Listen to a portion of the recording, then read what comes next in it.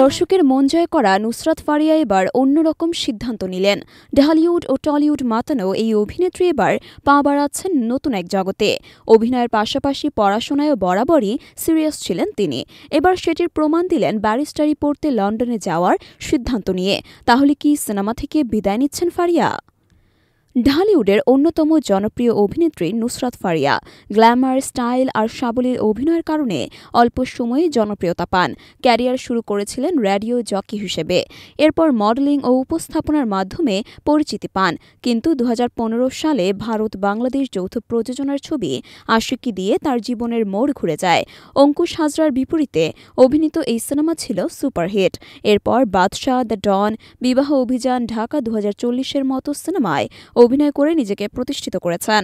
তবে এবার রূপালী পর্দার গ্ল্যামার ছেড়ে পড়াশোনার জন্য লন্ডনে পাড়ি দিচ্ছেন তিনি। গণমাধ্যমকে নুসরাত ফারিয়া জানান, এবার লন্ডনে বার অ্যাট ল পড়তে যাওয়ার সিদ্ধান্ত নিয়েছে। এটা আমার দীর্ঘদিনের স্বপ্ন। অভিনয়ের পাশাপাশি ডিগ্রিটাও সম্পন্ন করতে চাই। এর আগে ইউনিভার্সিটি অব লন্ডন থেকে ব্যাচেলার্স অব ল ডিগ্রি অর্জন করেছিলেন তিনি, যেখানে পেয়েছিলেন সেকেন্ড ক্লাস। এবার তার লক্ষ্য ব্যারিস্টার হওয়া। তাহলে কি ফারিয়ার সিনেমা ছাড়ার পরিকল্পনা রয়েছে? এমন প্রশ্ন উঠতেই পারে। ক্যারিয়ারের শীর্ষ অবস্থানে থেকে অনেকেই অভিনয় ছাড়ার ঘোষণা দেন। তবে ফারিয়া এখনই সিনেমা ছেড়ে দিচ্ছেন না, বরং পড়াশোনার পাশাপাশি অভিনয়ও চালিয়ে যেতে চান। এখন প্রশ্ন হলো, ঢালিউডের গ্ল্যামার কুইন পড়াশোনার জন্য বিদেশ চলে গেলে তার জায়গাটা কে নেবে? তারকা জীবন ও শিক্ষা জীবন দুটোই কি একসাথে সামলানো আদৌ সম্ভব? শোবিজে এমন অনেক তারকা আছেন যারা অভিনয়ের পাশাপাশি ভিন্ন ক্যারিয়ারও গড়ে তুলেছেন।